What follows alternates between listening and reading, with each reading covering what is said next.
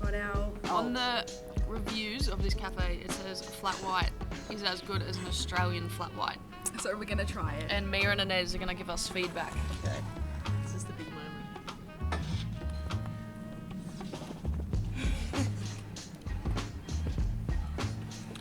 It's good. It's good, but it's not as good as back home. It's not home. Yeah, that didn't sound awfully positive. No, it's good. It is.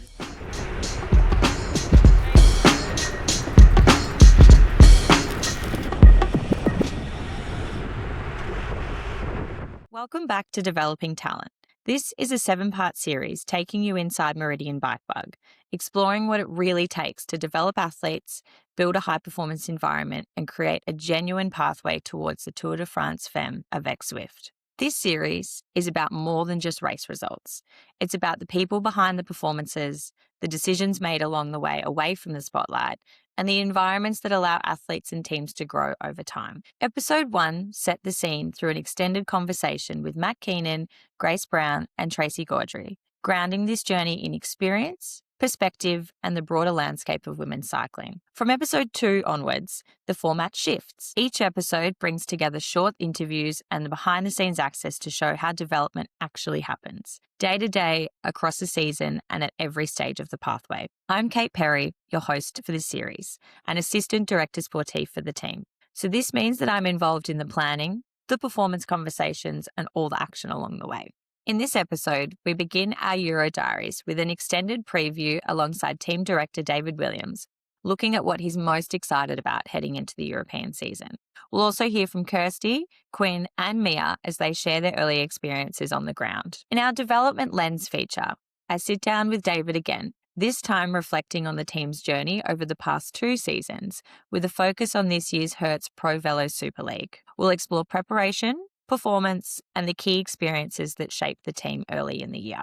We then move into Meet the Team, where Aidan Burgess sits down with some of the key support helping us get on the road this season. And finally, we launch our first PSL takeaways, an inside look at defining moments from the season, with Hannah and Mia taking us behind the scenes of Stage 3 of SA Kick It. This episode is about context, how seasons begin, how expectations are formed, and how development unfolds long before results are clear. This is episode 2 of Developing Talent.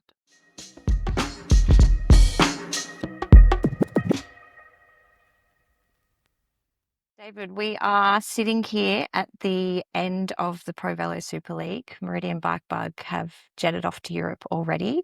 For those playing along at home, it's always a bit of the unknown, I guess, in terms of we send them off and then we say they're doing a Europe stint. But what has the team been up to so far?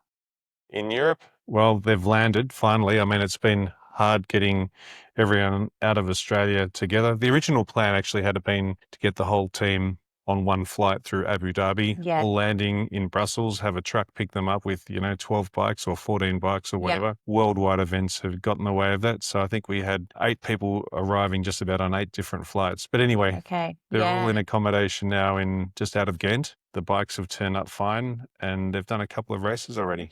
Fantastic. And so what was the first race on the calendar for them? The NXT Classic. It's a really tough race in the west of Holland, or the Netherlands, and I think there was 150 starters, 160 starters, really narrow roads. You can only fit sort of 5 riders across. Cool for the team though, there was quite a few Aussie riders that they'd ridden with in the past and around, so there's quite a few familiar faces in the peloton, but a really tough race, plenty of climbing on about a 16K circuit. Okay, because I think that in our first episode where Grace was sitting down with Mia and Inez talking about tips and tricks of how to survive Europe, I think the biggest thing she said was that positioning. Having spoken to Crystal and getting the race report back, how do you think we went in that first race? It was always going to be a baptism of fire, right? So after the Hertz ProVelo Super League finished off, the girls were, I think a few of them did a bit of a local crit straight in the aeroplane and rock up to the start line of cold Netherlands. And look, plenty of learning. First race, I think, speaking to Taryn, she was pretty happy that half the girls got across the finish line and, learned a lot of things. A few little crashes along the way, but it's all in the learning. It's been a baptism of fire, but that's what exactly why we're there, isn't it? Exactly. How good has it been, though, that they've been able to learn to race and race for the win in Australia and learn some of the team tactics and building up a base so that they can jump into the fireplace in Europe with some knowledge about where they're heading towards, like what it's going to be like when they can race amongst 150 people on a narrow road at that level and then do the team tactics as well. Yeah, and I think that's a really key point, isn't it? Having the departure for Europe being so close to the end of the ProVelo Super League season.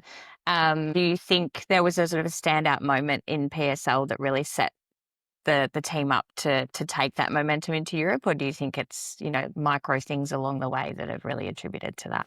Certainly for our team, micro things, when I reflect back on what we've achieved from sort of that first team camp in December through to the end of March, kind of really remember the excitement of rocking up in Adelaide, everyone just buzzing to get a race done. Most of the Aussies had done nationals, and just really the excitement of getting to race and learning to race together, live together and build trust. Like compare that just frank excitement from day one to the team getting together at dinner on the last night in Queensland. And there was just a whole lot of buy-in from many different aspects from all the riders, but mostly it's trust in the other people that they're living with and they're racing with. And you just need time to do that. So it's been a fabulous 3 months to build little steps, improving the trust, improving the performance and understanding how each other survive. I mean, there've been individual standout performances through the ProVelo Super League, but they're overshone by the movement of the whole team developing to where they got to. Yeah, you mentioned that off the bike living arrangements, and I think a few of the girls actually commented that in our reflections that we had at that final dinner that was the thing that they'd really enjoyed the most, getting to know each other and how they operate, I guess, as an ecosystem in, you know, confined spaces. What does our team setup look like over in Europe? So we're working alongside Christelle and her amazing infrastructure that she has in place. But yeah, what's home look like for the team for the next 6 months? It has been a bit of a practice, right, in some of the shared accommodation that we've done. And so we've practiced the living arrangements. So just on weekends in Australia, now they're into it for 6 months. So there's a nice apartment that has got 3 bedrooms in it. There's 2 3-berth bedrooms and a single room. Kind of that single room is left vacant for people who've got a cold or need a separate night's sleep. Plan, yes. It's a shared bathroom, shared cooking arrangements. It's a nice accommodation. It's above the service course. So that's the building where there's a gymnasium and a garage for the van and the truck and the bike spare parts and so on. That's outside of Ghent by probably 15, 20-minute bus ride. And then we've got another small house, which is a 2-berther, where 2 of the girls will be living maybe 1.5 kilometers away. So a little bit separated, but enough space to be able to live and survive. It's still going to be quite close, like they're living 3 people sharing a room and 6 people sharing a bathroom. So they're going to 6 girls sharing a bathroom. be a very busy bar. Things have gone well so far. I mean, it was good there wasn't really much to iron out during ProVelo Super League, but it was good to just, you know, have little doses of living together and now they seem to be getting along well. There's no responsibility. They have to do everything all together. They're all going to shops at different times or doing some sightseeing and getting out and about as well, but they're looking after each other. And from what I've heard from the different riders so far, they're really enjoying it.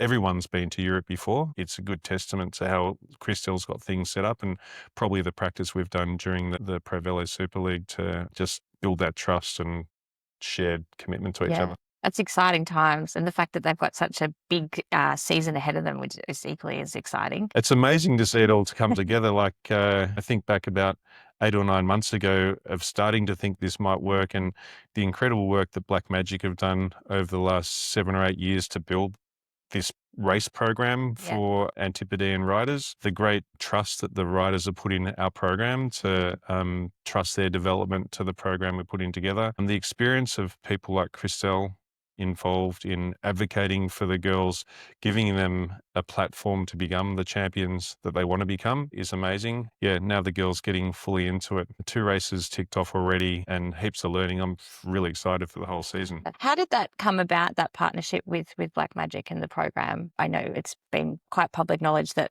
this is how we're running the European program, but yeah, like maybe just talk us through how that came about. Yeah, well, Pat Harvey started up Black Magic as a organisational support to get women racing outside of New Zealand and over in the homeland of Europe, because frankly, that's where you've got to prove yourself, right? And so put a lot of effort into just providing a pathway for a group of women to get over there and race on the main stage. And that's evolved over time to a really quite well organised program last year, which ended up having almost as many Australians as New Zealanders in the program, and they did some really good quality races. And I think the recognition was from Pat that maybe if we formally aligned the Meridian Blue cycling program and Black Magic, that we'd have a more sustainable model where we had seats for New Zealand riders and seats from Australian riders, and together had an Oceania representation over there. So he reached out to me in a way that I feel like I might have manifest, because I was looking at what they were doing this year and I thought, well, if we're going to do anything, it would be something like what they're doing, because the opportunities that they provided for people like Ava Madison, for Ali Anderson, for Sophie Ma and Kira Will, they got to race some good races, got some fantastic results and test themselves at that next level where, you know, a number of them have progressed already, and certainly Kira and Ava are really in good positions to take next steps. So yeah, it came through. Pat gave me a call, and yeah, we've worked out a really nice arrangement where we just look after the development of the Australian and New Zealand women. It has to be, you can't register across two countries. So we're registered in Australia. Our main sponsorship opportunities lie within Australia, but we have a sort of a regional, so we really want to make sure that we're supporting the growth of New Zealand and Australian riders, and open to representing them across Asia and Europe as well. So from a sponsorship perspective, we're a bit bigger than just Australia, certainly bigger than just New Zealand, but probably we'd like to see ourselves as a bit of a global brand, really, because we are racing across the world in some pretty good races. Yeah. Speaking of pretty good races, what's the race you're most looking forward to seeing the team line up for this year? Yeah, I love Brabant Pill. I love the cobble races. I think that, across the strengths of the riders that we've had associated with this Meridian Blue cycling team over the years, and also this year, we've got some people that I would imagine in the next 3, 4, 5, 6 years will be having a crack at a race like this. So it's a bit of a classic. It's got cobbles in it. It's been won by Grace Brown. So, there's a sort of hometown skin in the game from that perspective. Yeah. And it's a 1.pro race. So it's pretty much the highest race we can race. I think the riders are probably entirely unprepared for it, which is also, I love it that we're setting challenges, and the girls are setting challenges themselves to measure where they're at. So I'm excited to see that. I like the idea of the Czech tours. So they're 2.2 tours, so a couple of levels below World Tour, which is the perfect level for our team to be racing for results. So there's some time trialing in that and some challenging stages as well, and a nice way to get out of Belgium and go on a sort of 4 or 5 day mission to go and do some stage racing. So those things are particularly exciting. But you know what, the whole program. Yeah, it's a really good balance. So, and some of it you can watch on telly. I mean, I watched the Muscaron race, which is our second race that the team did on Sunday night. I watched it at home on the same couch that I watched the Tour of Flanders on, and the Tour de France on. Which just shows, I guess, how far we've come in that sense, and that it is exciting that we can actually see and follow along from home, and then also take that race footage back as well and use that for our own development as well, which is, equally as important. That's right.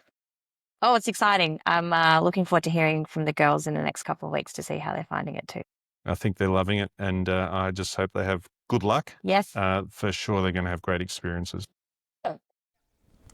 Okay, so we're here with Quinn and Mia the day before starting Brabant Appeal, which is one of the biggest starts we've got this season. Oh my God, tell us, how are you feeling for tomorrow, guys? Personally, I'm quite overwhelmed, but excited nonetheless. Who are some of the people lining up with us tomorrow on the sideline? Misha Breadwall, Franzi, who won Roubaix. I can't wait to be shouldering her out the way into the climb. Isn't also Anna van der Breggen starting as well? I think Kopecki's on the start list now too. Also current world champion. Yeah. Magdalene Valiaris. Yep. So you ready to represent and prove yourselves tomorrow? Yeah, we're excited. There's going to be some tough cobbled climbs if we make it to the local laps, which, fingers We crossed. will. Yeah, We will. Yeah, we will. We were looking at the Veleview last night and we're all crying. Cobbled climbs are looking about 2 people wide. Maybe one. Yeah. Maybe like not a- even one. Not even quite a bike path-esque. It's more of a footpath cobbled climb. Yeah. And So it very maxes out- Belgian. This Yeah. bench. Maxes out at 17%. So we're going to be grinding up it, but we're quite excited. Yeah. And we're getting the authentic Belgian experience. We are. Definitely. Well, cool. Now with Kirsty Watts. You've done all 3 of the first races, and in the last local co-race we did, you're off the front. How have the sensations been? Pretty good. The racing here is a lot different to New Zealand and Australia. A lot more people and a lot harder. Yeah. How long were you off the front for in that co-race that we did? Like 2 minutes. Well, I can confirm the bunch was very strung out when you were, and it got a lot harder in those moments. And then, are you keen for what we're doing tomorrow? Yeah, it's going to be so hard racing up against all those pros. But it's exciting that we get to do that. Hell yeah.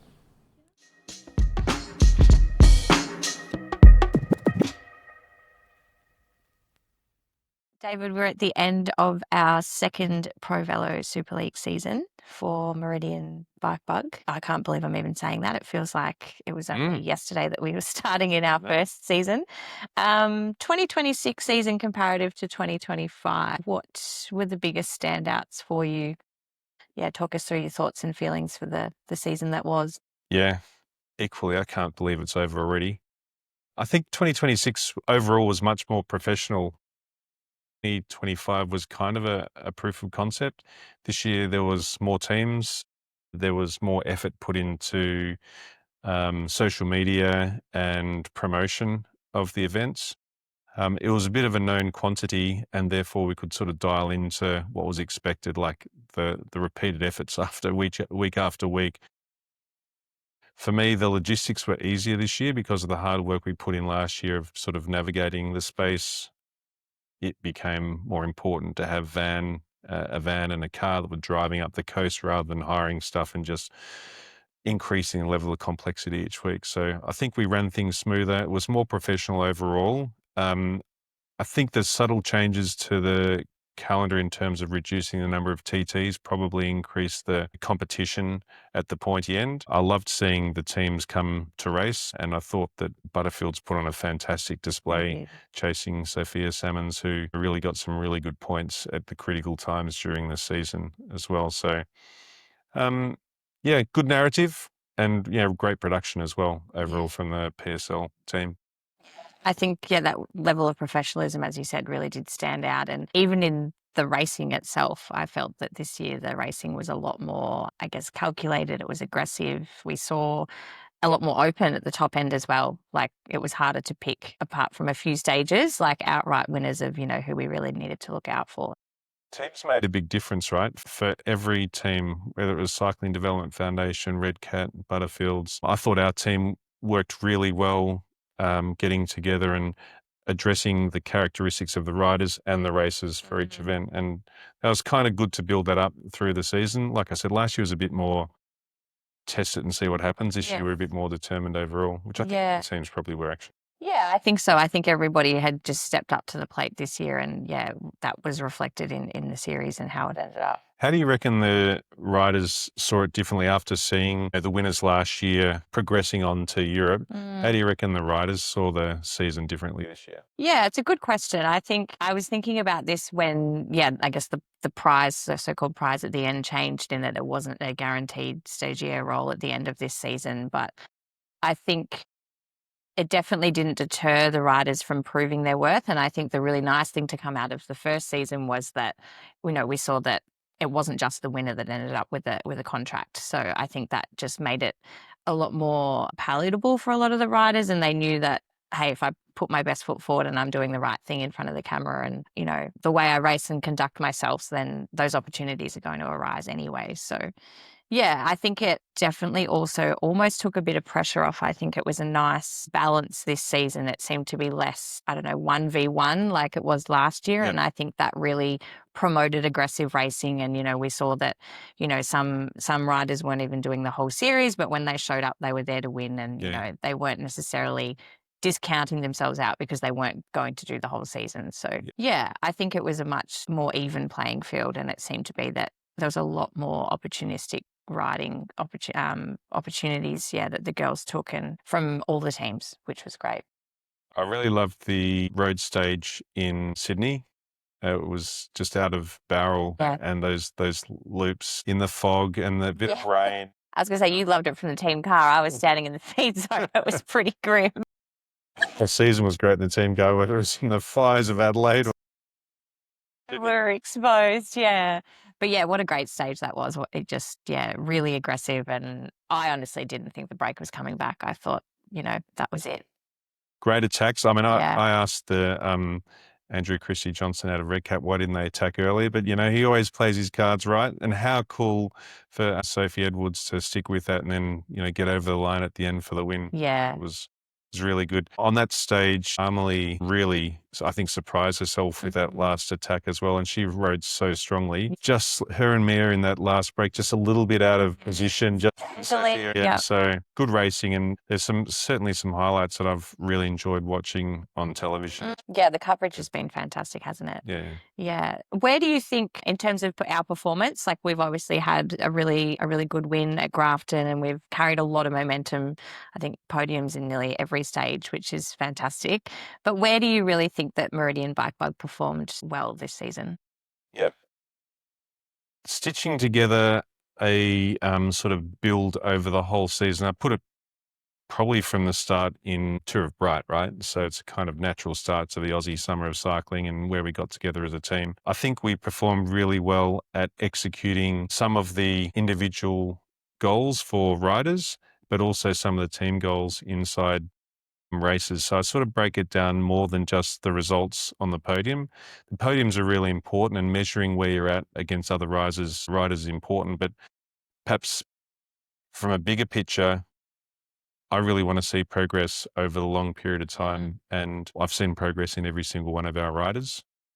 So I think we perform really well at nailing down the communication and the expectations from the riders, enriching the culture in terms of what the riders are doing. And I think the foundation has been really proven for each individual to improve as an athlete and also as a team. So we didn't have a rider that won the ProVelo Super League, and Sophia Samuels was a worthy winner. But as a team, for the average age of 18 and a half, I think we've exceeded what our expectations were. And I'm really proud of what, you guys in the sporting team have organised, what our sports scientists have done, and more importantly, what the riders have put together.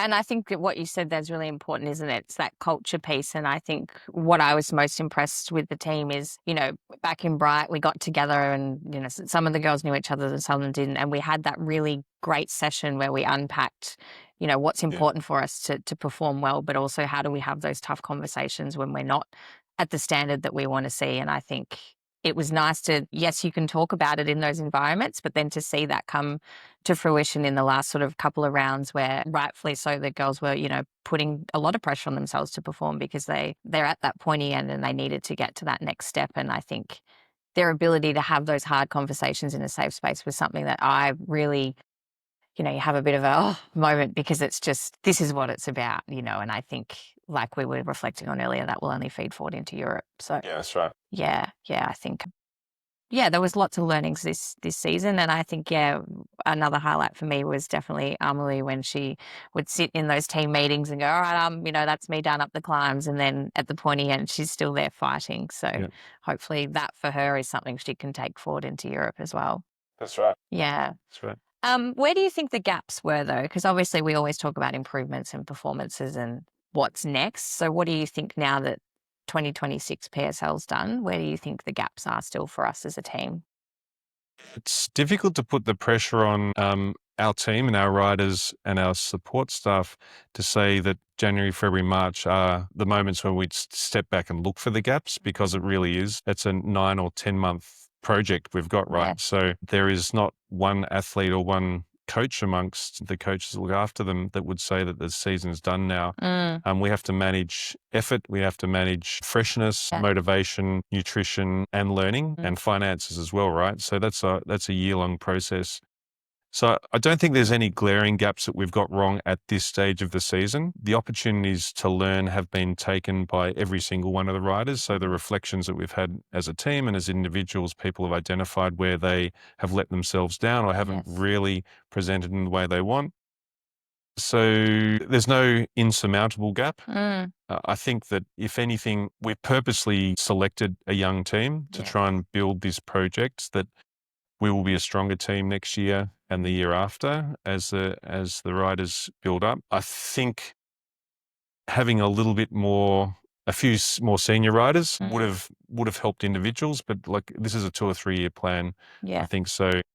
But I think also if we look at the average age of the entire peloton, like Super landscape isn't has changed, hasn't it? Like Taryn and I often comment back in our day, but the demographic within that peloton, it is quite young. And we've selected people that we know that are going to develop over time. So personally, there's some gaps in terms of logistics, organisation, financing, and that sort of thing that we'd love to be able to close. And those things will always make performing as an athlete better and as an organisation better. So probably best I focus on those things rather than gaps of any performance gaps, because overall I've been really happy with everything. Yeah, and I think it's an interesting space, isn't it? Like if you look comparative to other sports where your season runs for, 6 months, 4 to 6 months, and you've got many more rounds, like PSL is very unique in that it's 6 races back to back. And you find that whilst you are sort of tired, I guess, coming into those latter stages and rounds, that's almost where you finally get that momentum. And I don't know, it feels a bit like, all right, we're ready, we're taking off, and then all of a sudden we're at the end of the trip. So I think it's great that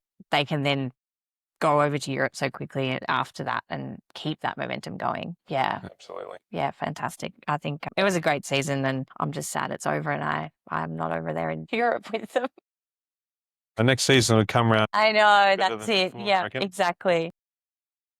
We talk about development a lot on this team and developing talent, and it's, what we stand for and what we're really promoting. But I guess it's one of those things that is sometimes can feel a bit immeasurable in terms of how do we actually know that we're contributing or what are we developing per se. So what does success look like for you?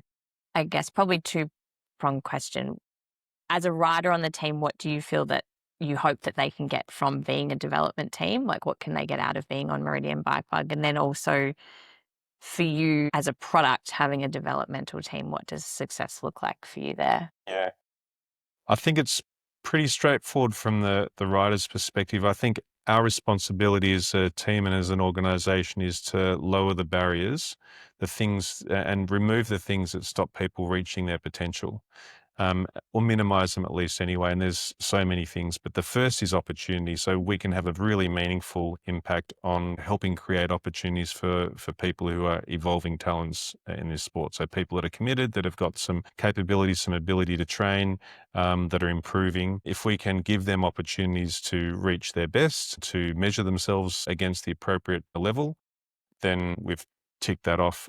So success looks like opportunity. It also, the other barriers we're removing are the barriers of perhaps an absence of infrastructure and training and support and guidance. So not just pastoral care where you're giving emotional support, but also the adequate nutritional education and support and advice. It's not a one-off learning experience. It's a continuous experience of different scenarios, different race situations, different stress situations, different living arrangements. How do you fuel yourself? How do you prepare yourself? How do you rest? How do you deal with illness? Backing up round after round as well.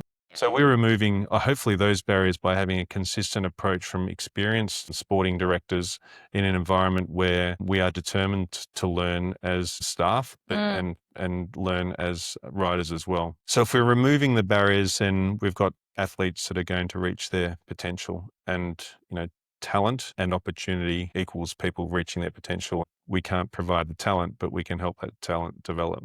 Yeah. That's success for me. As a product, I'd like the Meridian Blue Cycling Organisation, and we're Meridian Bikebug racing as Meridian Bikebug around the world this year. I'd like us to be recognised as an essential step for women in Australia who are developing their cycling talents to improve their talents, to improve their skills, and actually be even better when they get to pro or world tour teams. The threat is that you can never get there because it's such a big step, or you get there too quickly and you don't thrive because you've got so much to learn. I think there's a big role for our team to play in providing that learning space for people on their way through to being the best, whether that's winning the Tour de France Femmes or being essential elements in pro teams in Europe, winning big races. How, I guess we know that there is that gap that we spoke about, and that's definitely the area that needs the most attention, probably in the pathway space for road cycling in the country, not, men and women's teams. How long is that time frame, do you think, that sort of critical moment for riders? Are we talking, one season we would love them to step off and, join bigger teams? Or, I guess in terms of the lifespan of a rider coming into this space and then moving on, sort of how do you view that in terms of how we select riders and contracts, etc.? Yeah. It's a bit of a two-way streak. So we have to earn the trust of riders that's going to put their career development in our hands.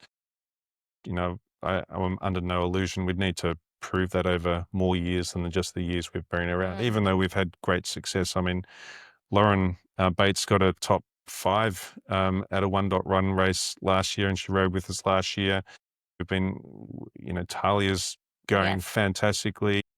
Sophie Marinelli rode with Black Magic, and they're all doing great things over in Europe. But we still need to prove that we've got a production line where we can support this talent to evolve. So I think there's no actual age limit to develop as a rider, but I think if you're trying and doing it really well for 3 or 4 years and you're not progressing through a program like ours, then you're probably, I'd hope that we've given enough opportunity to people to fulfill their potential over that sort of time frame.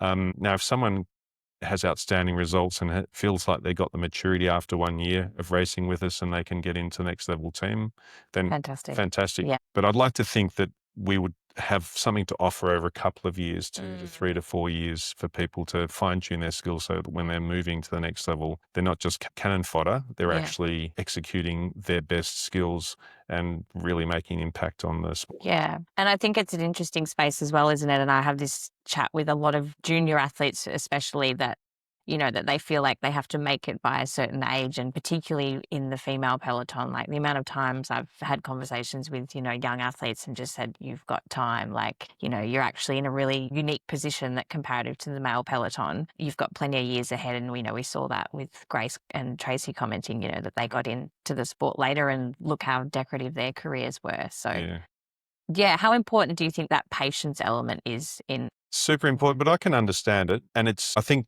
people would become more impatient when there isn't a step like what Meridian Bikebug offers. So if you're racing nationally and your destination is Europe, you've got to find a team or a structure that can support you over there. And the best ones are ones where there's lots of money and you're pro. I think that with an Australian-based continental team that's supportive locally and over in Europe, there's perhaps less pressure because you've got that time frame to develop and to actually get to land in the pro peloton at the right time without having to feel under pressure. There's other pressures that come along, right? There's university, there's finances, there's relationships, there's homesickness, and there's, relocations and locations. And all the other stuff. Yeah.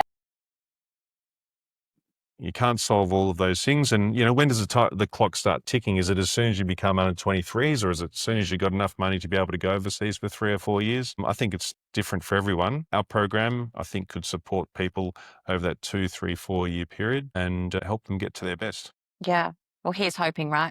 You've got to start somewhere, and this is what we're hoping to achieve. Speaking of seasons, you do an enormous amount of work behind the scenes. It's no secret.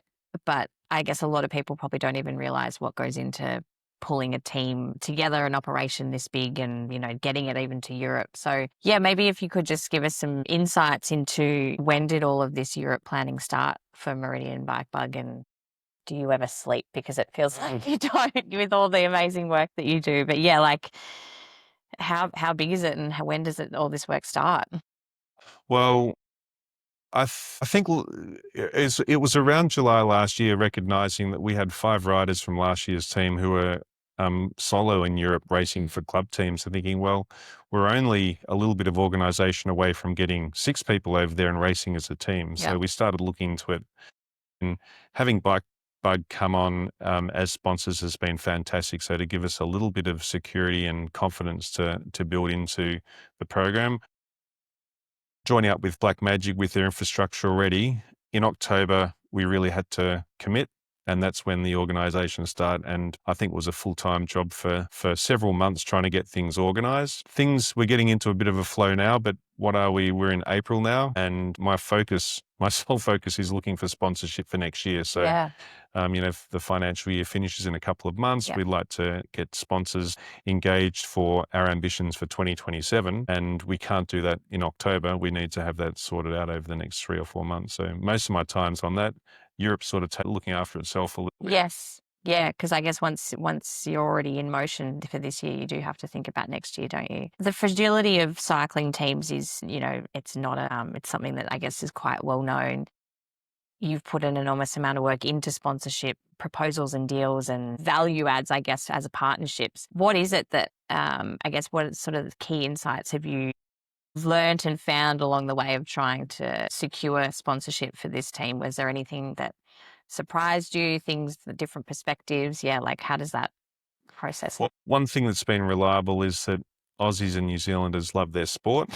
It's true, we do. And so there's always a conversation to be had about, what a sporting organisation is there to set up about. So it's kind of really easy to engage the conversations. It's a little unusual for many potential partners to hear about a cycling team and what does that mean, because we're used to hearing about the Green Edge organisation and there's not much visibility of teams below that. And so I'm trying to elevate that part of the conversation. That's a little bit hard, but then when they talk about ProVelo Super League and 3 months of televised racing in Australia, talking about Tour Down Under and Cadell's as big races that everyone knows about, and then we're talking about the sort of social media coverage that a group of emerging athletes in an Olympic sport 6 years out of Brisbane 32, there's plenty to talk about for a team of ambitious young women that are going overseas to realise their dreams.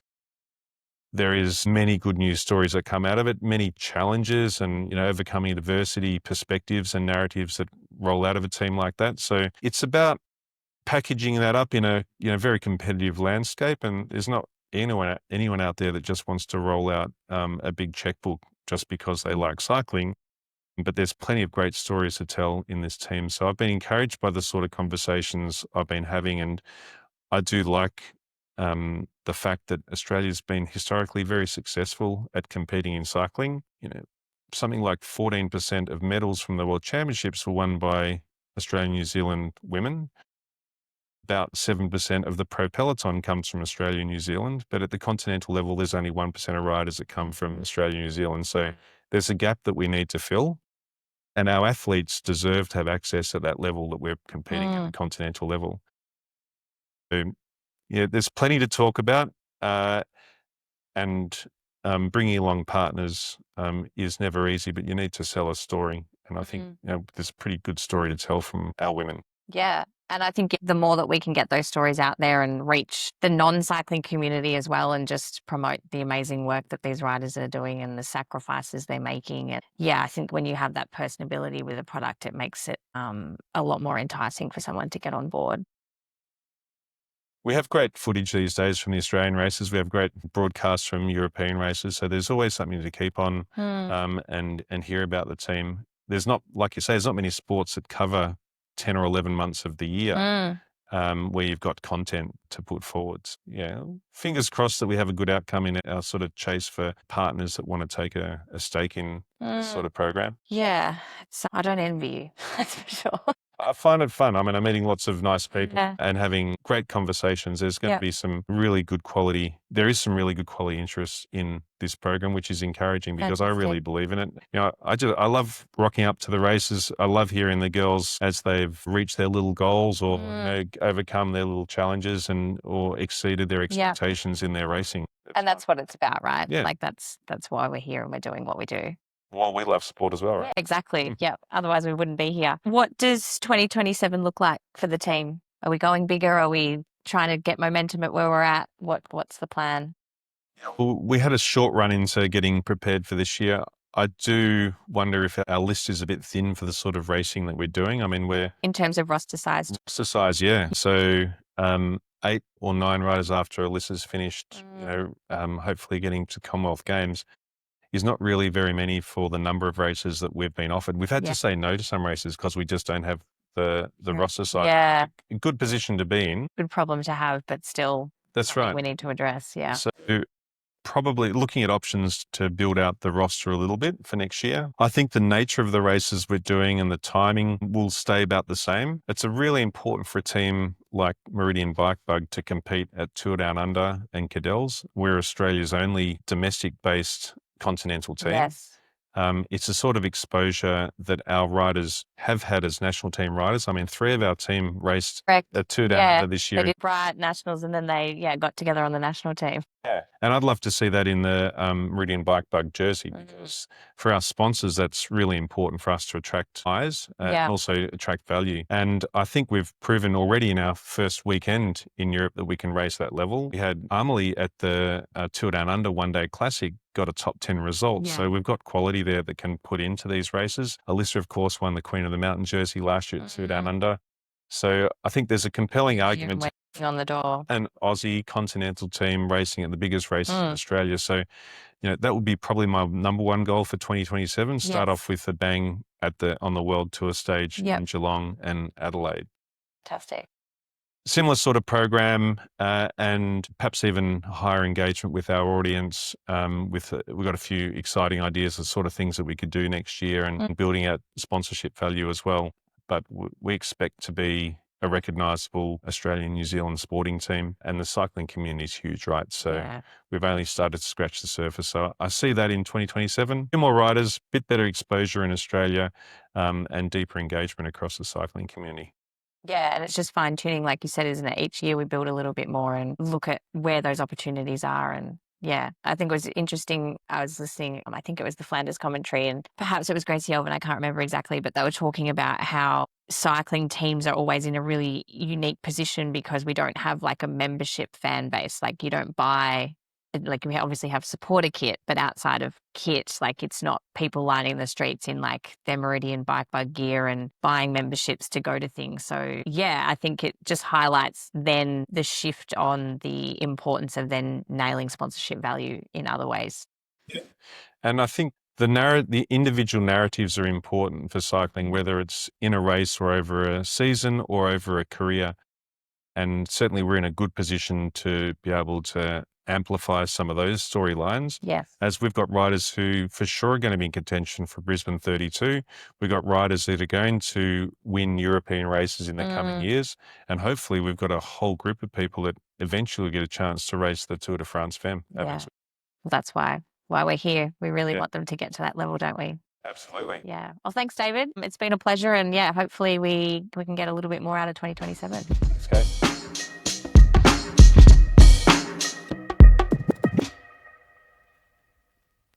So, you know what you're doing? Oi, yeah. Interview the rider. Tongue in cheek. I got it. Sweet as. Now get in there. Okay, I got this.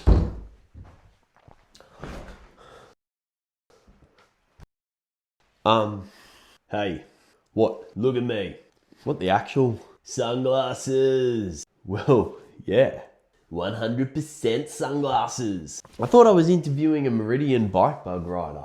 Mate, you're doing better than that. I am? 100%.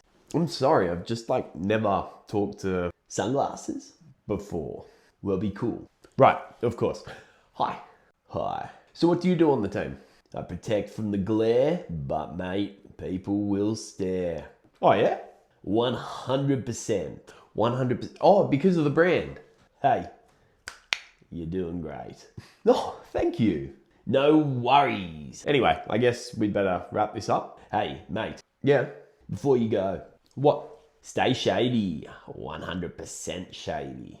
Is that your tagline? Yeah, 100%. I think it needs a little bit of work. Nah, mate, you need work. Whoa, okay.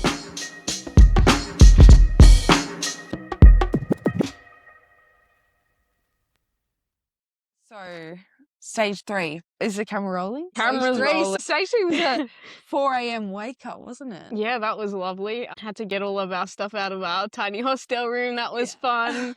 Then we went and filled up our Stoker bottles at the public water fountain. Yep. That Got was them on our bikes. Then we headed off to the race. It was a nice long 'cause drive. It got changed. It was originally going to be like a 9 o'clock start, but it got changed to like 7 o'clock because of the hot weather. Yeah. But yeah, it was like an hour drive to the start. Then we got set up in like the little garages. Yeah, I like those little garages. Yeah. It feels like a little pit crew. Yeah, it was fun. We had our little meeting. But I don't think we had much time to warm up. I think it was a pretty fast turnaround, right? Like, Yeah, we just kind of got on our bikes and raced to the start line. Yeah. Yeah. And then what? Okay. giant teams time trial to chase down that like 20 Oh person yeah. race. Now we'll start it. Now we'll start the footage. Okay. So yeah, getting ready in the little things. At this stage, we had Alyssa in the leader's jersey. Yeah. So that was like our goal to protect Defend the that jersey, day. Yeah. So yeah, it was pretty relaxed off the very start. Yeah, a couple of attacks Or- fired off. Yeah, some intermediate sprints. I think couple seconds we got. Nostromo doing that little train. Oh, But yeah, one lap to go. It was pretty negative racing, I think. Yeah. Besides that break getting away and then Yeah, with We- 3 Butterfields. As Yeah. soon as I didn't realize, because I was there and I didn't realize that it had like broken apart, and I looked behind me, I'm like, oh God, 3 Butterfields. yeah. And one of them was Sophie Yeah, Edwards. Sophie Edwards. She was sitting in second or third On GC. on yeah. GC. And so she was a threat to, she was like 1 or 2 seconds behind Alyssa. So we Yeah. had to close that down. And I remember sitting on Amelie's wheel and she was just like, I was sitting in a slipstream and everything. And she was just riding me off her wheel. Like I'd finally dragged myself to the front and Yeah. I was like suffered to get to the front. And then I was trying to pull through and she just like was riding me off her wheel, and so was Kirsty. I was like, damn. You guys brought it back so like quickly as well. Did Like, we? It felt yeah, like a long in time. the radio when I was listening to what was happening, like as soon as like Taryn was calling through everyone to the front, and then once everyone was there and rolling, it like seemed like it shut down pretty quickly. Felt like a long time, but you know, if it seemed like a quick shutdown to you, I'm glad. Well, how long was it? Oh, I don't know.